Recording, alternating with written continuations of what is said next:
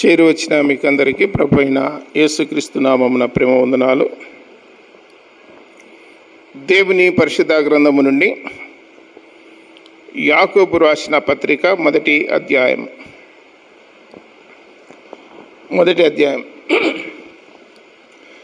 దేవుని యొక్కయు ప్రభు అయిన యేసుక్రీస్తు యొక్కయు దాసుడైన యాకోబు అన్య దేశముల యందు చెదిరియున్న 12 గోత్రముల వారికి శుభమని చెప్పి వ్రాయినది. నా సహోదరులారా, మీ విశ్వాసమునకు కలుగు పరీక్ష ఓర్పును పుట్టించునని ఎరిగి మీరు నానా విధములైన శోధనలో పడినప్పుడు అది మహానందమని ఎంచుకొనిడి. మీరు సంపూర్ణులను అనునాంగులను ఏ విషయములోనైనను కొదవలేని వారినై ఉండునట్లు ఓర్పు తన క్రియను కొనసాగింపనీయుడి.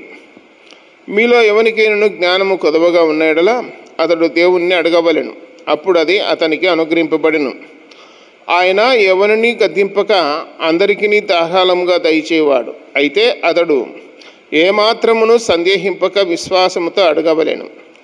సందేశించువాడు గాలి చేత రేపబడి ఎగిరిపడు సముద్ర తరంగమును పోలియుండును. అటు మనుషుడు దిమనస్కుడై తన సమస్త మార్గములందు అస్థిరుడు గనక ప్రభు వలన తనకేమైనా దొరుకునని తలంచుకొనరాదు. చిన్న మాట ప్రార్థన చేద్దాం. పరలోకపు తండ్రి, మహిమగల దేవ, యేసు ప్రభువా, సర్వాధికారి, సర్వోన్నతుడా, సర్వలోకముల రక్షకుడా, ప్రాణనాథుడా, జీవముగల దేవ, మీ పాదములకు వేలాది స్తోత్రాలు, స్తుతులు, నమస్కారములు, కృతజ్ఞతాస్తుతులు చెల్లిస్తున్నాం నాయన. చదువుకున్న వాక్య భాగాన్ని దీవించి ఆస్వాదించి మాకు పంచిపెట్టండి. మాకందరికి వినే చెవి, గ్రహించే మనసు దయచేయండి. వాక్యం ద్వారా దర్శించి మాతో మాట్లాడుదురని, ఇంకా ఎవరైనా రావాల్సిన వారంటే త్వరపెట్టి మందిరానికి నడిపించుదురని, మీరు మాతో ఉందురని ప్రియరక్షకుడైన యేసుక్రీస్తు వారి ఘనమైన నామమున ప్రార్థించి దీనులమై వేడుకొనుస్తున్నాము తండ్రి. ఆమేన్.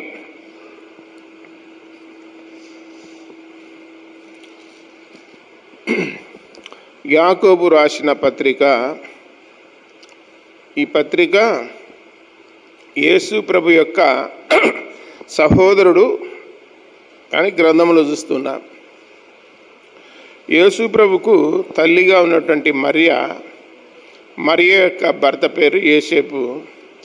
వారికి తర్వాత 3 కుమారులు 2 సహోదరులు ఉన్నట్లు లేఖనాల్లో రాయబడింది. అందులో యేసు ప్రభు యొక్క బోధ, యేసు ప్రభు యొక్క రాజ్య సువార్త, యేసు ప్రభు యొక్క అద్భుతాలు, ఆశ్చర్యకార్యాలు, ఇవన్నీ కూడా యేసు ప్రభు యొక్క సహోదరులు సహోదరులు కళ్ళతో చూసినారు, చెవులతో విన్నారు, ప్రత్యక్షంగా చూసి కూడా యేసు ప్రభునందు వారు విశ్వాసం ఉంచలేదు అని చెప్పి యోహను సువార్త 7వ అధ్యాయం 5వ వచనంలో తన సహోదరులైనను ఆయన యందు విశ్వాసం ఉంచలేదు అని రాయబడింది. మొదటి అధ్యాయంలోనే ఆయన తన స్వకీయుల యొద్దకు వచ్చిన కానీ ఆయనను ఎంత మాత్రమును వారు అంగీకరింపలేదు అని రాయబడింది మొదటి అధ్యాయంలో యోహను సువార్తలో. మరి వీరు యేసు ప్రభు యొక్క సహోదరులు లేదా సహోదరులు ఎప్పుడు ఆయన యందు విశ్వాసం ఇచ్చినారంటే, యేసు ప్రభు మరణించి సమాధి చేయబడి 3వ దినమున తిరిగి లేచిన తర్వాత ఆయన పరలోకానికి ఆరోహణమైపోయిన తర్వాత వీళ్ళు దేవుణ్ణి నమ్ముకున్నారు. అంతవరకు నమ్ముకోలేదు. అది గ్రంథంలో తెలియబడింది. ఆయన సహోదరుడైనటువంటి యాకోబు ఏమంటున్నాడంటే, దేవుని యొక్కయు ప్రభు అయిన యేసుక్రీస్తు యొక్కయు దాసుడైన యాకోబు అన్నాడు. సహోదరుడు అని చెప్పలే, ఏమంటున్నాడు? దాసుడు. భూమి మీద ఉన్న మానవులను దేవుడు సృష్టి చేసినాడు. భూమి మీద ఉన్న మానవులను ఎవరు సృష్టి చేసినారు? దేవుడు చేసినాడు. మరి దేవుణ్ణి మనము నా సహోదరుడు అని అంటే బాగుంటుందా? బాగుండదు. మనం తగ్గింపుతో ఉండాలి. కాబట్టి యాకోబు సహోదరుడైనా ఏమంటుంటే దాసుడు అంటున్నాడు. దాసునికి యజమానునికి తేడా ఉంటుంది. యజమానుడు యజమానుడే, దాసుడు దాసుడే. కాపరి కాపరే, జీతగాడు జీతగాడే. కాపరికి శ్రద్ధ ఉంటుందా, జీతగానికి శ్రద్ధ ఉంటుందా? మంద మీద కాపరికి శ్రద్ధ ఉంటుంది. కాసేవానికి తెలుస్తుంది. రోజు పొదువుకేటప్పుడు 2 మందలు, చిన్న మందలు ఎదురైతుంటాయి మాకు. నంద్యాలకు పోతా ఉంటే ఎక్కడ వీరాడిపల్లెకు కోటపాడుకు మధ్యనే ఎదురవుతాయి చీకటి పడేటప్పుడు. ఒకోమె ఎంత ఓపికో ఏమో గొర్రెలను కాసుకుంటూ ఉంది. కాబట్టి వాళ్ళకు గొర్రెల పట్ల, మంద పట్ల ఉన్న శ్రద్ధ అది. ఇక్కడ గ్రంథంలో చూస్తూ ఉన్నాము. యాకోబు ఏమంటాడంటే, నేను దాసుని అంటున్నాడు. ఆయన పాదదాసుని. గ్రంథంలో అక్కడక్కడ కొన్ని వచనాలు పరిశీలన చేస్తే, నా ఏలినవాడా, అబిగైల్ ఉంది దావీదుతో. ఏమనింది? నా ఏలినవాడా అన్న. చాలామంది భక్తులు కూడా దేవుణ్ణి నా ఏలినవాడా అంటారు, లేదా దైవజనులు కూడా నా ఏలినవాడా అంటారు. కాబట్టి తను తగ్గించుకొని ఒక మాట చెప్తున్నాడు, దేవుని యొక్కయు ప్రభు అయిన యేసుక్రీస్తు యొక్కయు అన్నాడు. దేవుని యొక్క, యేసుక్రీస్తు యొక్క అన్నాడు. ఇందులో యేసు ప్రభు మత్తయి సువార్త 28:20లో తండ్రి యొక్కయు, కుమారుని యొక్కయు, పరిశుద్ధాత్మ యొక్కయు నామములోనికి బాప్తిసం ఇవ్వుడి అని చెప్పినాడు. ఒకే నామం, ఒకే నామం. ఇది ఎట్లా సాధ్యము? మానవ జ్ఞానానికి అది అంతుపట్టదు, కానీ ఇది సాధ్యమే, ఇది సాధ్యమే. ఇక్కడ గ్రంథంలో దేవుని యొక్కయు, యేసుక్రీస్తు యొక్కయు అన్నాడు. గ్రంథాన్ని పరిశీలన చేస్తే యోహాను సువార్త 14వ అధ్యాయంలో యేసుప్రభు చెప్పిన మాటలు, మీ హృదయములను కలవరపడనీయకుడి, మీరు దేవుని యందు విశ్వాసముంచుచున్నారు, నా యందును విశ్వాసముంచుడి అన్నాడు. మీరు దేవుని యందు విశ్వాసముంచుచున్నారు, నా యందును విశ్వాసముంచుడి అన్నాడు. అంటే ఏమని అర్థము? దేవుని యందు విశ్వాసం ఉంచిన, నా యందు విశ్వాసం ఉంచిన ఒకటే అని. నా యందు విశ్వాసం ఉంచిన, దేవుని యందు విశ్వాసం ఉంచిన ఒకటే అని చెప్తున్నాడు. తండ్రి నేను ఒకటే. తండ్రికి వేరుగా కుమారుడు లేడు, కుమారునికి వేరుగా తండ్రి లేడు. తండ్రి ఎలాగూ జీవము గలవాడై ఉన్నాడో, కుమారుడు అలాగే జీవము గలవాడై ఉన్నాడు. ఈ ఎగ్జాంపుల్కు ఒకటి ఉపమానం చెప్పిన ఇంట్లో రాత్రి కుటుంబ ప్రార్థనలో. తండ్రి, కుమారుడు, పరిశుద్ధాత్మ అంటే మీకు అర్థం కాలేదు కదా. ఇప్పుడు మన ఇంట్లో మనం భోజనానికి కూర్చున్నాము. పెరుగు కప్పు ఒక్కటే ఉంది అన్నమాట. కప్పు ఒకటే ఉండేది. కప్పులోది ముగ్గురం తిన్నాం. ఎంతమంది తిన్నాము? ముగ్గురం తిన్నాం. మేము ఉండేది ముగ్గురం తిన్నాము. 3 కప్పులలో తినలేము మేము. ఎవరి కప్పు వాళ్ళు తినలేం. ఒకే కప్పులోది ముగ్గురం తిన్నాం. అట్లనే ఉన్నాడు దేవుడు కూడా. దేవుడు ఒక్కడే త్రిత్వముగా ఉన్నాడు. తండ్రిగా, కుమారునిగా, పరిశుద్ధాత్మునిగా ఉన్నాడు. దాన్ని కాలాన్ని బట్టి అలా ఉన్నాడు, మనకు అర్థం కానీకి అని చెప్పిన. కప్పు ఒకటే, పెరుగు ఒకటే, కానీ తినేది ఎంతమందివి? ముగ్గురం. బైబిల్ ఒకటే, వాక్యం ఒకటే. ఇదంతా ఎందుకు మనకు అదంతా అవసరం లేదు. మన కోసము పరలోకాన్ని వదిలిపెట్టి భూలోకానికి వచ్చింది ఎవరు? యేసుప్రభు. మానవుల కోసం వచ్చింది యేసుప్రభు.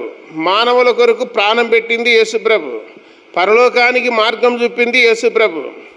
మిమ్మల్ని పరలోకం చేర్స్తానని వాగ్దానం చేసింది యేసుప్రభు. నిత్య జీవాన్ని ఇచ్చానని చెప్పింది యేసుప్రభు.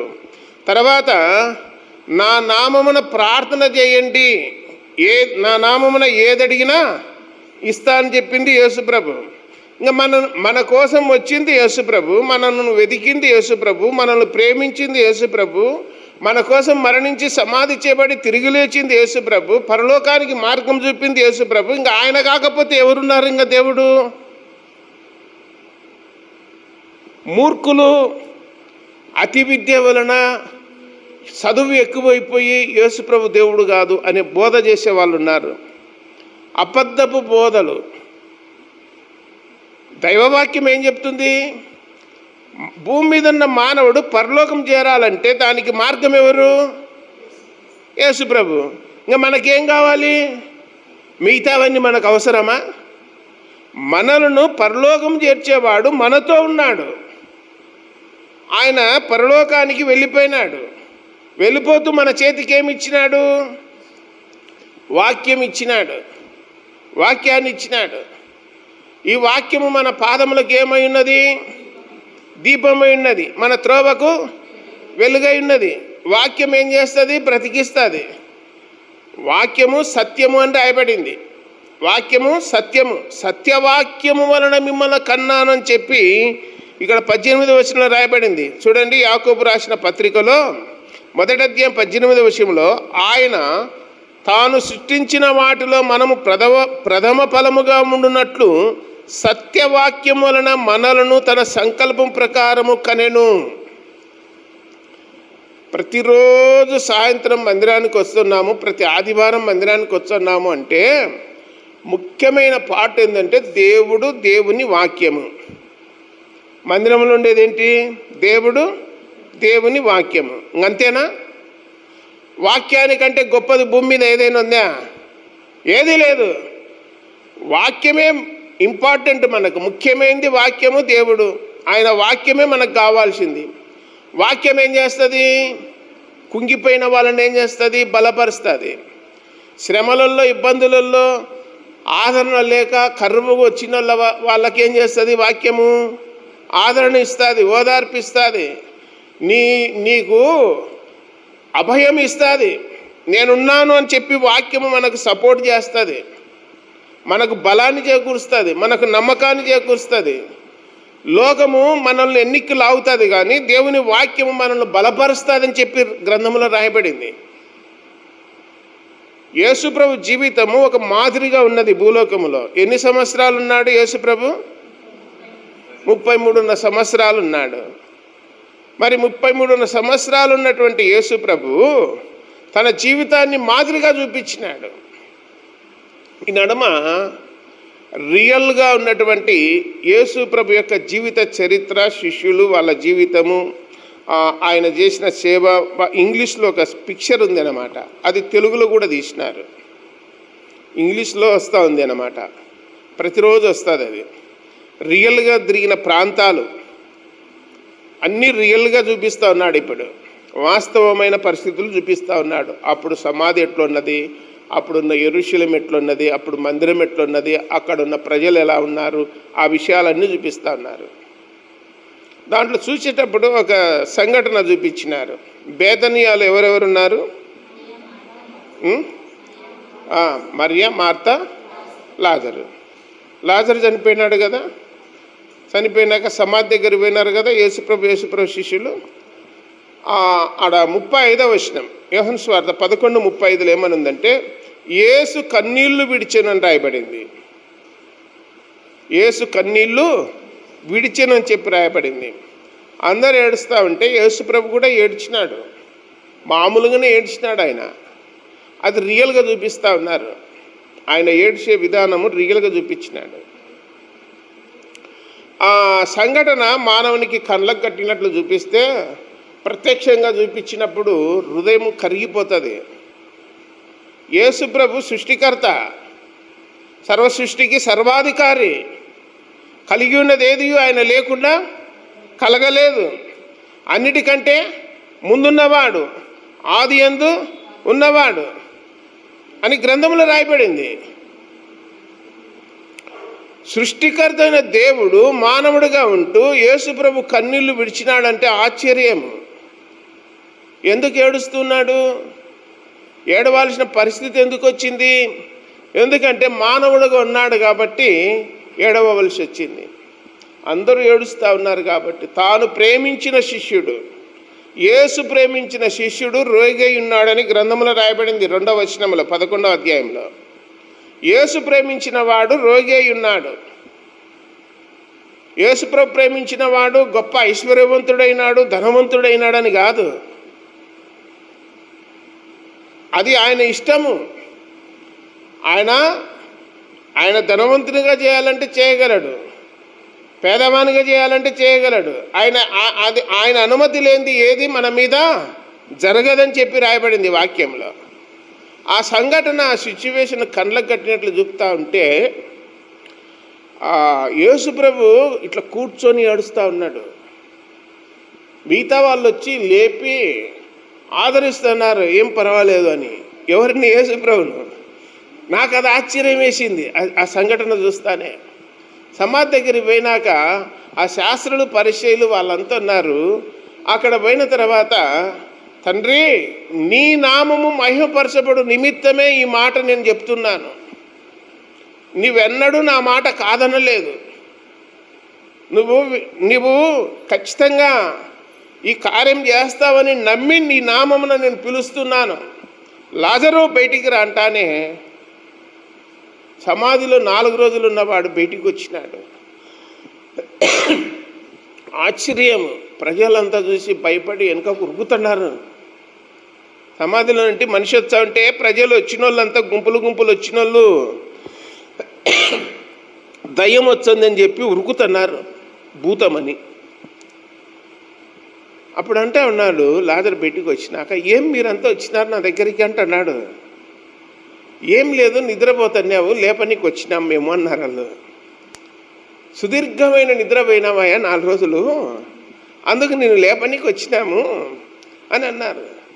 ఆయన లేస్తానే ఆ మార్తా యొక్క ముఖములో సంతోషము, మరి యొక్క ముఖములో సంతోషము పట్టజాలంగా పరిగెత్తుకొని పోయి తమ్ముడిని కౌగలించుకొని, సహోదరుని కౌగలించుకొని ముద్దు పెట్టుకొని, ఆయన మేము అల్లాడిపోయినాము, నీకోసం గోజాడినాము, మన జీసస్ అని చెప్పి ఎదురుగా నిలబడి, అప్పుడు ఆయన చూసి ఆయన కూడా వచ్చినాడు.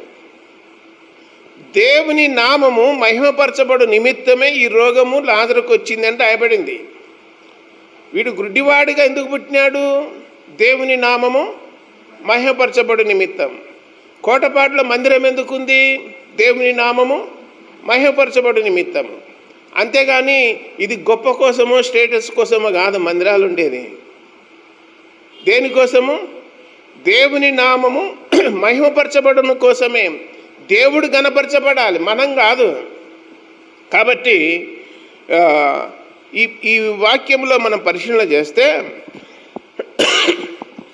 ఇక్కడ 18వ వచనంలో ఆయన తాను సృష్టించిన వాటిలో మనము ప్రథమ ఫలముగా ఉండినట్లు సత్యవాక్యము వలన అన్నాడు. వాక్యం ఏమైంది? సత్యము. యోహాను సువార్త 17:17లో నీ వాక్యమే సత్యము, నీ వాక్యమే సత్యము. వాక్యం యొక్క సారాంశము సత్యం అని రాయబడింది. నా యందు విశ్వాసం ఉంచిన వారిని నీ వాక్యమందు ప్రతిష్ఠ చేసి తిని వారిని సత్యములో నిలిపినాను, అబద్ధములో కాదన్నాడు. యేసు ప్రభునందు విశ్వాసం ఉంచిన శిష్యులను దేంట్లో ప్రతిష్ఠించినాడు? సత్యములో అన్నాడు, వాక్యములో అన్నాడు. నేను నీ వాక్యముని ఇచ్చి ఉన్నాను అన్నాడు. నీ నామము కంటే నీవు ఇచ్చిన వాక్యము గొప్ప చేసి ఉన్నాను అని చెప్పి వాక్యములో రాయబడి ఉన్నది. కాబట్టి ఇక్కడే పేతురు రాసినటువంటి మొదటి పత్రిక మొదటి అధ్యాయము 21వ వచనములో ఇలాగ రాయబడి ఉన్నది. 22వ వచనంలో మీరు క్షయబీజము నుండి గాక శాశ్వతమగు జీవము గల దేవుని వాక్య మూలముగా అక్షయ బీజము నుండి పుట్టింపబడిన వారు గనక నిష్కపటమైన సహోదర ప్రేమ కలుగునట్లు మీరు సత్యమునకు విధేయుల ఊట చేత మీ మనసులను పవిత్రపరచుకున్న వారైండి ఒకరికొకడు హృదయపూర్వకంగాను మికటముగాను ప్రేమించుడి. ఏలైనగా సర్వ శరీరులు గడ్డిని పోలిన వారు, వారి అందమంతయు గడ్డి పువ్వు వలె ఉన్నది. గడ్డి ఎండును, దాని పువ్వు రాలును, అయితే ప్రభువాక్యం ఎల్లప్పుడూ నిలుచును అని రాయబడింది. ఇక్కడ మన అంశం ఏమిటంటే శాశ్వతమగు జీవము గల దేవుని వాక్యము అన్నాడు. వాక్యానికి పేర్లు చూడండి. శాశ్వతమగు జీవము గల దేవుని వాక్యము. యాకోబు పత్రిక 1వ అధ్యాయం 18వ వచనంలో సత్యవాక్యము అన్నాడు. ఏ వాక్యము? సత్యవాక్యం అన్నాడు. ఫిలిప్పీ పత్రిక 2:16లో జీవవాక్యము అన్నాడు. ఫిలిప్పీ పత్రిక 2:16లో జీవవాక్యము చేత పట్టుకొని ఆకాశమందున్న జ్యోతుల వలె కనబడుచున్నారని రాయబడింది. వాక్యము సత్యమైంది, వాక్యము జీవము కలిగినది, వాక్యము క్షయమైపోయేది కాదు, అక్షయమైనదని, నిరంతరం ఉండేదన్నాడు. 2000 సంవత్సరాల కిందట ఏ బైబిల్ ఉందో, ఏ పరిశుద్ధ గ్రంథం ఉందో ఇప్పుడు అదే ఉంది. ఇందులో మార్పులు చేర్పులు ఏమన్నా వచ్చినాయా? ఏమన్నా ఉన్నాయా వాక్యంలో మార్పులు చేర్పులు? ఏది లేదు. అప్పుడు ఎట్లుందో ఇప్పుడు అట్టనే ఉంది వాక్యం. మనుషులలో మార్పు వచ్చింది కానీ వాక్యంలో మాత్రం ఎలాంటి మార్పు లేదు. మన దేవుడు ఎలాంటివాడు? మార్పు లేనివాడు. ఓకేనా? స్టీఫెన్ అని చెప్పి ఆయన సేవకుడు అన్నమాట. అక్కడ రాజమండ్రి సైడ్ ఉంటాడు. మంచి ఎట్లున్నాడంటే నల్లగా ఉన్నాడు, ఇంకా నల్లగా ఉన్నాడు. కాలేజీలో ప్రొఫెసర్, ఆయన కాలేజీలో ప్రొఫెసరు లెక్చరరు రెండు అన్నమాట. ఆయన భార్య కూడా టీచరు. వాళ్ళకు 3 సంతానం. ఏం చేసినాడంటే లెక్చరర్ పోస్టు ప్రొఫెసర్ పోస్టు మానుకొని నేను సేవకు పోతుందని చెప్పి రిజైన్ చేసినాడు. రిజైన్ చేసి ఆయన భార్య ఏం చేసిందంటే నా వెంబడి ఉన్న సాటి ఉద్యోగస్తులు నీ భర్త ఏం చేస్తాడంటే లెక్చరర్ అని చెప్పుకుంటుంటే ఇప్పుడేం చేస్తాడంటే సేవకుడు అని చెప్పడానికి నాకు నామోసిగా ఉంది, అది బాగలేదు, కాబట్టి సేవకు పోతే నేను ఇంట్లో ఉన్నానని చెప్పింది. ఈయన ఏం చేసినాడంటే సేవకు దేవుడు పిలిచినాడు, నాకు పిలుపు ఉందని చెప్పి ఏం చేసినాడంటే లెక్చరర్కు రాజీనామా చేసినాడు, రిజైన్ చేసినాడు. చేస్తానే ఆమె ఏం చేసిందంటే పెట్టె సర్దుకొని మొత్తం పుట్టింటికి పోయింది, నువ్వు నాకు అక్కర్లేదని. పోయినాక ఏమో స్వామి దేవుడా నీ మీద ఆధారపడినాను, ఇంకా ఆమె పోయింది, దాని గురించి పెద్ద నేను ఆలోచన చేయను, నాకు సేవ ముఖ్యము, లెక్చరర్ పోస్టు కాదని చెప్పి మిగతా వాళ్ళను స్నేహితులను వాళ్ళను పిలిచి ఉపవాసం ఉండి ఇంట్లోనే ప్రార్థన చేసుకుంటున్నారు. ఆమె వెళ్ళిపోయినాక ఎవరో చెప్పినారు, మీ ఇంట్లో ఒక 5-6 మంది చేరి ప్రార్థనలు చేస్తున్నారు ప్రతిరోజు అని చెప్పినారు. ఏమన్నా చేసుకొని నాకెందుకు వచ్చింది అని చెప్పింది భార్య. తర్వాత ఏం చేసినారంటే వాళ్ళు ఉపవాసం చేస్తూ ఉన్న వాళ్ళు 27 రోజులు చేసినారు. వాళ్ళల్లో ఉపవాసం చేసే వాళ్ళల్లో ఒకడు బక్కగా ఉన్నాడు అన్నమాట. వాడు కన్నుల్లో పానం ఉంది, అంతేగా వాని దవళ్ళల్లో లోపలికి పోయినాయి, వాని కనుగుడ్లు బయటికి వచ్చినాయి, సచ్చితట్టు ఉన్నాడంట. అప్పుడు ఇప్పుడు నాయన ఇంక ఎన్ని రోజులు నాయన ఉపవాసము, ఇట్లా చేస్తున్నావు అని చెప్పినారు. అబ్బా ఉపవాసం ఉన్నారంట నింటే ఆమె ఒక ఉత్తరం రాసిందంట, అన్నం ఇట్లా వండుకోవాలా, పప్పు ఇలా చేసుకోవాలా అని చెప్పి ఉత్తరంలో రాసి పంపింది. ఆ లెటర్ చదువుకున్నాడు. అబ్బా దేవుడు కొంచెం మార్పు కలిగించినాడు ఇంట్లో నుండి పోయినాక అని చెప్పి ఆలోచన చేసి మళ్ళీ ఉపవాసం ఉండి ప్రార్థన చేస్తూ ఉన్నాడు. 27వ రోజు ఇంకా ఉపవాసం మానుకోండి అన్నటువంటి ఒక ఆలోచన దేవుడు చెప్పినాడు. ఒక స్వరం వినపడిందంట ఆయన, సరే అని మానుకున్నాడు. ఇంకా మానుకున్నాక మొట్టమొదట స్టవ్ అంటించి అన్నం పెట్టి వండిన తర్వాత కండ్లల్లోనే పానం ఉంది, దవలు లొక్కుపోయినాయి అని అంటే వానికి గబగబా గంజన్నమే దాపినారంట, లోటాలు దాపినారంట. వాడు గుటగుట తాగేసినాడంట. తర్వాత ఈయన సేవకు పలాని ఊర్లో సేవ చేస్తూ ఉంటే ఇట్లా మీటింగ్కి వచ్చిన వాళ్ళు దొల్లాడుతున్నారంట, 5-6 మంది దొల్లాడుతున్నారంట. ఈయన పోయి తగులుతానే దొల్లాటం లాగిపోయినారంట. ఇది ఎక్కడుంది నాయన, ఎక్కడుంది, ఏం కథ, ఏదో ప్రభావం ఉన్నట్టుంది, శక్తి ఉంది అని చెప్పి చుట్టుపట్ల వాళ్ళు వీళ్ళు అందరూ చూసి ఆయనను ఒక మీటింగ్లో స్పీకర్గా వేసినారు. స్టీఫెన్ గారిని మీటింగ్లో సేవకునిగా చేసినారు. సేవకునిగా చేసినారంటే పాంప్లెంట్లు వేస్తారా లేదా పత్రికలు చిన్నవి కరపత్రికలు లెక్క వేసింటే ఈమె టీచర్ ఆయన భార్య ఆ ఊర్లో కూడా పత్రికలు పంచినారు. ఆ పత్రిక ఆమె ఒకటి తీసుకునేది, ఎవరో స్పీకర్ వచ్చినారంటే ఈ ఊరికి వాక్యం చెప్పని కానీ సరే చూద్దాం ఎట్లా చెప్తాడో వాక్యాన్ని అని చెప్పి ఈమె ఏమి తెలియని దాని లెక్క ముసుగేసుకొని వచ్చి మందిలో కూర్చున్నాడంట. ఈయనకు తెలుదు, ఈయన వాక్యం చెప్తున్నాడు. వాక్యం చెప్తా అంటే ఆయన భార్య ముక్కు లావుగా ఉందంట. కనిపెట్టినాడు, అరే ఇది వచ్చింది కదరా నాయన మీటింగ్కు, బాగానే చేసింది అని చెప్పి ఇంకా బిగ్గరగా చెప్తున్నాడంట వాక్యం. ఎవరిని చూసి? భార్యను కనుక్కొని ఇంకా చెప్తున్నాడంట. ప్రార్థనలు అయిపోతానే మొత్తం అపవిత్రాత్మ పట్టిన వాళ్ళు, దయ్యం పట్టిన వాళ్ళు దొల్లాడుతున్నారంట. ఈయన పోయి తగులుతానే దయ్యాలు ఇడిచిపోయినాయంట. అప్పుడు చూసిందంట, వాయప్ప నిజంగానే దేవుని పిలుపుంది, ఇంకా సేవకు వచ్చినాడు, నేనే పొరపాటు చేసినాను, ఇంత జనానికి వాక్యం చెప్తున్నాడంటే ఇది అసాధ్యమే అని చెప్పి అప్పుడు నమ్మి ఒక టంకుపేట పట్టుకొని పోయినది 2 పెట్టెలు తీసుకొని వచ్చిందంట ఇంటికి. పుట్టింటికి పోయి 2 తీసుకొచ్చిందంట. ఏం లేదు, ఇంకా నువ్వు సేవకి ఉండు, నాకేం అభ్యంతరం లేదని చెప్పిందంట. మనోడు స్టీఫెన్ గారు ఏం చేసినాడంటే పిలుపు ఉందని చెప్పి వేరే దేశాలకు పోయినాడు. ఆస్ట్రేలియా, నెదర్లాండు, నైజీరియా, అట్లా కొన్ని దేశాలకు పోయినాడు. దేవుడు చెప్పినాడంట, లాస్ట్ ఉత్తర ధ్రువం దగ్గరికి దొలకపోయినాక ఇదే భూమికి ఎండ్ అని చెప్పినాడంట. ప్రభువా నాయన, మంచి పని చేసినావు, నన్ను సేవకు పిలిచినావు, ఇతర దేశాల్లో వాక్యం చెప్పేటట్టు చేసినావు అని చెప్పినాడంట.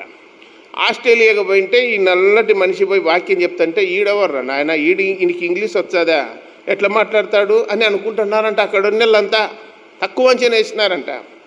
ఇతడు ఇంగ్లీష్లో మాట్లాడుతూ ఉంటే వాళ్ళు ఆశ్చర్యపోతున్నారంట. ఇంగ్లీష్లో పుట్టి పెరిగిన వాళ్ళు, ఇది ఎక్కడ ఇంగ్లీష్ రా నాయన, మాకే రాదు, ఇంత ఘాటుగా చెప్తున్నాడు, బ్రహ్మాండంగా చెప్తున్నాడే అని చెప్పి ఆశ్చర్యపోయినారంట. ఒక 3 నెలలు అక్కడ క్యాంప్ వేసి వచ్చినాక భార్య అనుకుందంట, నా భర్త వేరే దేశాలకు పోయినాడు కదా, వచ్చేసరికి రంగు మారింటాడేమో అనుకునేదంట. రంగు మారింటాడు అనుకుందంట. ఏమండి 3 నెలలు పోయినావు, రంగు మారుతావేమో అనుకుంటే ఏం మారలేదంటే, మన దేవుడు మారని దేవుడు, నాకున్న రంగు కూడా మారదు అని చెప్పినాడంట. రంగు మారదు, మన దేవుడు మారడు, నా రంగు మారదు. ఇర్మియా గ్రంథం 13వ అధ్యాయంలో రాయబడింది, కూసు దేశస్థుడు తన చర్మపు రంగు మార్చుకోలేడు, చిరుతపూలి తన మచ్చలను మార్చుకోలేడు అని చెప్పి వాక్యంలో రాయబడింది. కాబట్టి మన దేవుడు మారని దేవుడు. హెబ్రీయులకు రాసిన పత్రిక 13వ అధ్యాయం 6వ వచనంలో ఏమనుందంటే, యేసుక్రీస్తు నిన్న నేడు నిరంతరము ఒకే రీతిగా ఉన్నాడు. అవును, ఒకే రీతిగా ఉన్నాడు. యుగ యుగములకు ఆయనకు మహిమ కలుగును గాక అని రాయబడింది. మహిమ కలగాల్సింది ఎవరికి? దేవునికి. దేవుడెవరు? యేసుక్రీస్తే. యేసుక్రీస్తుగా వచ్చినాడు. ఇందులో ఇంకా సందేహాలు అనేటివి ఉండకూడదు. సందేహం అంటే ఇక్కడ ఒక వాక్యం ఉంది చూడండి. యాకోబు రాసిన పత్రిక 1వ అధ్యాయంలో 6వ వచనంలో ఏమనుందంటే, అయితే అతడు ఏమాత్రమును సందేహింపక విశ్వాసముతో అడగవలెను. దేవునికి ప్రార్థన చేసేవాడు ఎట్లా అడగాలి? విశ్వాసంతో అడగాలి. దేవుడు ఖచ్చితంగా బాగు చేస్తాడు, దేవుడు ఖచ్చితంగా స్వస్థపరుస్తాడు, దేవుడు ఖచ్చితంగా సహాయం చేస్తాడు అన్న నమ్మకము 100% ఉండాలి. ఎవరి మీద? యేసుప్రభు మీద. ఆ నమ్మకముతో, ఆ విశ్వాసముతో అడిగితే అది సక్సెస్ అవుతుంది. సందేహముతో అడిగితే ఆడ రాయబడిన వాక్యం ఏంటంటే, సందేహించువానికి ఏమీ దొరకదు, సందేహించువానికి ఏమీ దొరకదు. అలాంటి వాడు ఎట్లుంటాడంట, అట్టి మనుషుడు దిమనసుకుడై తన సమస్త మార్గముల యందు అస్థిరుడు గనక ప్రభువు వలన తనకేమైనా దొరుకునని తలంచుకొనరాదు అన్నాడు. కీర్తనుడు 26వ కీర్తన, దావీదు కీర్తన. నేను యెహోవా యందు నమ్మిక ఉంచి ఉన్నాను, ఏమీ సందేహింపకుండా నేను దేవుణ్ణి నమ్ముకొని ఉన్నాను అన్నాడు. దేవుని మీద ఎలాంటి సందేహము లేకుండా నేను నమ్మినానన్నాడు దావీదు. ఇంకా ఏమైనా అనుమానం ఉందా?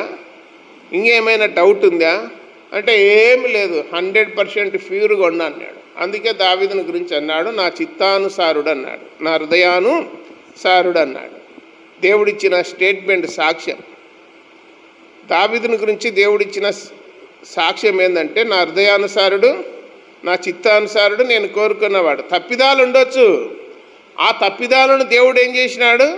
క్షమించినాడు. క్షమాపణ అడిగింటే రాజుగా ఉండి క్షమాపణ అడిగినాడు. అది గొప్పదన్యత. రాజుగా ఉన్నాడు, అధికారంలో ఉన్నాడు, ధనముతో ఉన్నాడు, బలముతో ఉన్నోడు, మంది మార్బలము బలగమున్నోడు ఒప్పుకుంటాడని పొరపాటు చేసిన అనే మాట భూమి మీద ఏ మానవుడు ఒప్పుకోడు. దేవుని యొక్క మనస్సు, క్రీస్తు యేసు కలిగిన మనస్సు ఉన్నవాడు నేను పొరపాటు చేసినా నేను ఒప్పుకుంటాడు, అంతే, తప్పేమి కాదు. ఒప్పుకునేందుకు దేవుడు ఏం చేసినాడు? క్షమించి గొప్పవాణ్ణి చేసినాడు. అతని పేరు దూరముగా వ్యాపించేటట్లు చేసినాడు. మరి ఇంతకంటే ఏం కావాలా? యేసు ప్రభువుకు ఉన్న పేర్లలో దావీదు కుమారుడా, ఎంత మంచి పేరో చూడండి. పాట కూడా వారినారు కదా, దావీదు కుమారుడా దాటిపోకాయ అని. గుడ్డివాడు దీని మిన్నే. కాబట్టి ఆ గ్రంథంలో చూస్తున్నాము, ఏమాత్రం సందేహం లేదు, సందేహించువానికి ఏమీ దొరకదని చెప్పి రాయబడింది. హెబ్రీయులకు రాసిన పత్రిక 13వ అధ్యాయంలో ఒక మాట రాయబడి ఉన్నది చూడండి. 13 కాదు, 11వ అధ్యాయం 6వ వచనములో ఇలాగ, విశ్వాసము లేకుండా దేవునికి ఇష్టడేంట అసాధ్యము.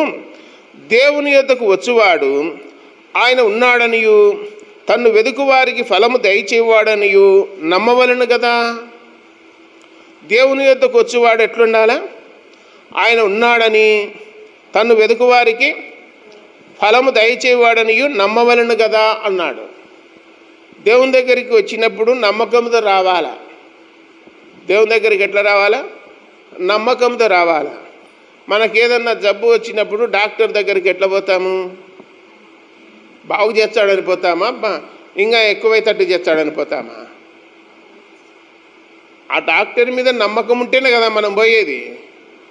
దేవుని దగ్గరికి వచ్చన్నామంటే ఏముండాలి? మనకు నమ్మకం ఉండాలి. ఆదికాండం 15:6లో అబ్రహాము ఎవరిని నమ్మినాడు? దేవుని నమ్మినాడు. అది అతనికి నీతిగా ఎంచబడని చెప్పి కొత్త నిబంధన 4 సార్లు రాయబడింది. అబ్రహాము దేవుని నమ్మాను, అది అతనికి నీతిగా ఎంచబడనని చెప్పి. మనమేం చేస్తామంటే కొన్ని రోజులు నమ్ముకుంటాం, కొన్ని రోజులు అమ్ముకుంటాం. ఎవరిని? యేసుప్రభును. అవసరానికి వాడుకుంటుంటాం. కొందరు ఉద్యోగానికి పోతూ బయట బోర్డు పెట్టింటారు, ఈ ఇంటికి అధిపతి యేసుక్రీస్తు అని. వీళ్ళు పోయి వచ్చేసరికి ఇంటిని ఎవరు కాపాడాలా? దేవుడు కాపాడాలా. బైబిల్లో నేనును నా ఇంటి వారును యెహోవాను సేవించేదాము రెఫరెన్స్ చెప్తారా? మాక్యాల అవి మాక్యాల రెఫరెన్సులు యెహోషువ గ్రంథం 24:15 ఆడ రాయబడి ఉన్నది, నేను నా ఇంటి వారిని యెహోవాను సేవించేదాము. ఆ తీర్మానం చేసుకున్నామా? కొందరు ప్రార్థనకు వచ్చారు, కొందరు రారు. ఒక ఇంట్లోనే, వేరే ఇంట్లో కాదు చెప్పేది, ఒక ఇంట్లోనే ప్రార్థనకు వచ్చేవాళ్ళు. ఒక ఇంట్లోనే ఒక దిక్కు బొమ్మ ఉంది, ఒక దిక్కు బైబిల్ ఉంది. ఒక ఇంట్లోనే ఒక దిక్కు దయ్యం ఉంది, ఒక దిక్కు దేవుడు ఉన్నాడు. 2 ఇముడతా, ఒక వరలో 2 ఇముడతా. బైబిల్లో ఏమంటాడంటే సిరికి దేవునికి ఎప్పుడు దాసులు కానేరు అన్నాడు. 2 యజమానులకు దాసుడుగా ఉండనేరు, ఒక్కడే యజమానుడు ఉంటాడని రాయబడింది. ఆ ఒక్కడు ఎవరంటే యేసుక్రీస్తే. మనకు ఒక్కడెవరు? యేసుక్రీస్తే. కాబట్టి సందేహముతో అడగకూడదు అన్నాడు. ఆ వాక్యాన్ని బట్టే సందేహం ఎలా అనే పాట కూడా వచ్చింది. తోమా సందేహించినాడా లేదా? దేవుని వాక్యంలో ముగింపు చేస్తా. మత్తయి సువార్త 14:30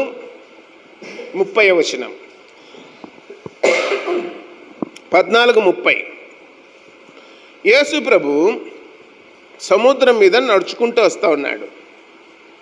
అప్పుడు పేతురు యేసు ప్రభు వైపు చూసి భూతమని గట్టిగా కేకలేసినాడు. నీవు క్రీస్తువైతే నేను కూడా నడిచి వస్తా అన్నాడు. అప్పుడు నడిచిరా అన్నాడు పేతురును. పేతురు నడిచి వస్తూ ఉన్నాడు. గాలిని చూసి అటు ఇటు గాలిని చూసి ఏమైనాడు? మునిగిపోసాగాను అన్నాడు. ఆ 30వ వచనంలో ఏమంటాడంటే యేసు ప్రభు, ఎందుకు సందేహించితివి అల్ప విశ్వాసి, ఎందుకు సందేహపడితివి అన్నాడు యేసు ప్రభు. ఎవరినన్నాడు ఆ మాట? పేతురును. ఆయనకు ఎందుకు వచ్చింది సందేహము? ఎందుకు వచ్చింది అనుమానము? సందేహము అనుమానము 2 ఒకటే. ఎందుకు వచ్చింది? నేనేంటి, నీళ్ళ మీద నడచడం ఏంటి అని ఆశ్చర్యపోయినాడు. డౌట్ వచ్చింది. ఎప్పుడైతే అనుమానము సందేహం వచ్చింది ఏమైనాడు? మునిగిపోతున్నాడు. కుటుంబాల్లో అనుమానం ఉంది అనుకో, కుటుంబాలు మునిగిపోతాయి. అనుమానము పెనుభూతము, దాన్ని ఎవడు తీర్చలేడు. కుటుంబాల్లో ఏముండకూడదు? అనుమానం ఉండకూడదు. అనుమానం ఉంటే పేతురుకు సందేహం వచ్చి నీళ్ళలో ఏమైనాడు? మునిగిపోతాడు. కుటుంబాలు కూడా మునిగిపోతాయి, అంతే, ములాజేం లేదు. అందుకే యేసుప్రభు దగ్గరికి వచ్చే వాళ్ళకు ఎలాంటి సందేహము ఉండకూడదు, అనుమానము ఉండకూడదు అని చెప్పి గ్రంథంలో రాయబడింది. విశ్వాసం ఉండాలా, నమ్మకం ఉండాలని రాయబడింది. కాబట్టి మీలో ఎవరికైనా జ్ఞానము కొదవగా ఉన్నాయడలా ఎవరిని అడగాలి? దేవుణ్ణి. మనకి ఏది కావాలని ఎవరిని అడగాలి? ముందు దేవుణ్ణి అడగాలి, తర్వాతనే మన పనులు. దేవుణ్ణి అడగకుండా మీరు పొందలేకున్నారు. ఆ మాట చదువుకొని ముగింపు చేసుకుందాం. యాకోబు రాసిన పత్రిక 4వ అధ్యాయంలో 2వ వచనములో, మీరు ఆశించుచున్నారు కానీ మీకు దొరకటలేదు, నరహత్య చేయుదురు, మస్తపడుదురు కానీ సంపాదించుకొనలేరు, పోట్లాడుదురు, యుద్ధం చేదురు కానీ దేవుణ్ణి అడగనందున మీకేమీ దొరకదు. ఎవరిని అడగలేదు? దేవుణ్ణి అడగాల. మందిని అడుగుతుంటాం. ఎట్లక్క, ఎట్లా చేయాలా, ఎట్లా చేయాలా, ఎట్లా పోతే మేలు, ఆలోచన చెప్పాలి అని మందిని అడుగుతుంటాం. దేవుణ్ణి అడుగుతామా? దేవుణ్ణి అడిగితే భంగంగా బైబిల్ అంటున్నాడు, దేవుణ్ణి అడగనందున మీరు పొందలేదు అంటున్నాడు. ప్రతిదానికి మనం ఎవరికి చెప్పుకోవాలి? దేవునికి చెప్పుకోవాలి. దేవునికి చెప్పుకొని ముందు ప్రారంభించాలి, అంతే.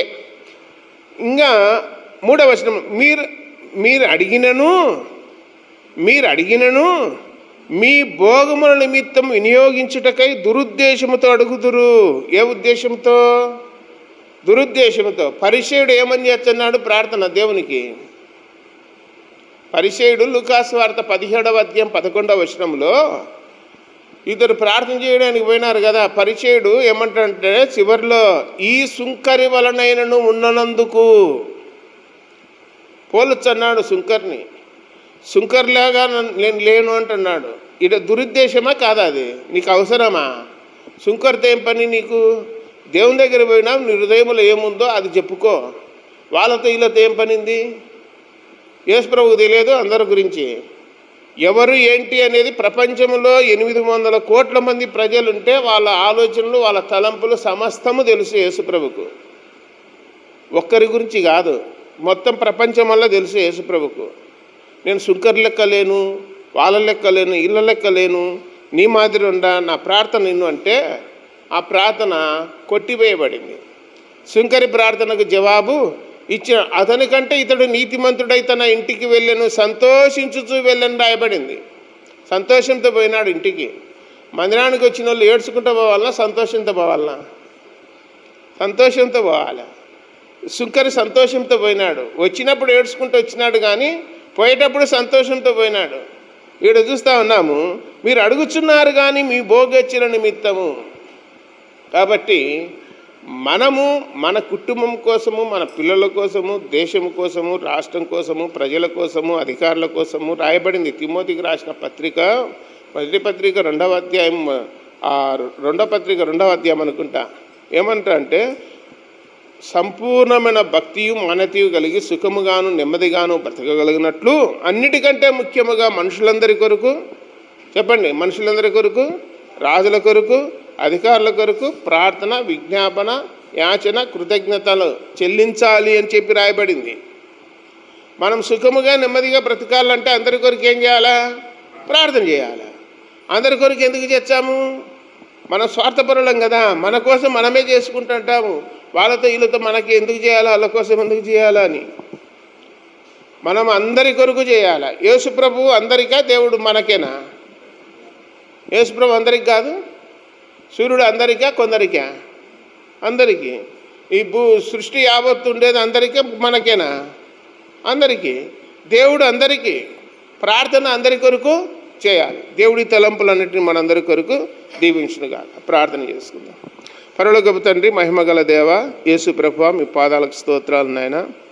యాకోబు రాసిన పత్రిక 1వ అధ్యాయంలో కొన్ని విషయాలు చదువుకొని లేఖన భాగాలను ధ్యానం చేస్తున్నాం. వాక్యం ద్వారా దర్శించి మాట్లాడినందుకు మీకు స్తోత్రాలు. ఏవైనా లోపముగా ఉంటే దిద్దుకొని సరి చేసుకొని ముందుకు సాగడానికి కృప చూపండి. దేవా మీకు స్తోత్రములు, పరిశుద్ధుడా మీకు స్తోత్రాలు. ఈ వాక్యము శక్తి కలిగినది, సత్యమైనది, అక్షయమైనది, జీవము కలిగినది, బ్రతికించేది, మమ్మల్ని స్వస్థపరిచేది, మమ్మల్ని ఆదరించేది, మాకు బలాన్ని ఇచ్చేది మీ వాక్యమే. దేవా మీకు స్తోత్రాలు. మీ వాక్యం ద్వారా మమ్మల్ని పోషిస్తున్నారు, మమ్మల్ని నడిపిస్తున్నారు. అందును బట్టి మీకు స్తోత్రాలు. కుడికి కానీ ఎడమకు కానీ తొలగకుండా వాక్య ప్రకారం మేము ప్రవర్తించడానికి కృప చూపండి. చేరువచ్చిన ప్రజలను దీవించి ఆశీర్వదించండి. మీ సన్నిధి తోడుగా ఉంచండి. వారికి ఉన్న ఇబ్బందులు, సమస్యలు మీ నామంలో తీర్చండి. మీరు మాతో ఉందరని, సమస్త ఘనత మహిమ ప్రభావాలు మీరే పొందుదరని ప్రియరక్షకుడైన యేసుక్రీస్తు వారి జీవముగల నామమున స్తోత్రములు చెల్లించి బతిమాలి దీనులమై వేడుకొనుచున్నాము తండ్రి. ఆమేన్. అందరికీ వందనాలమ్మా.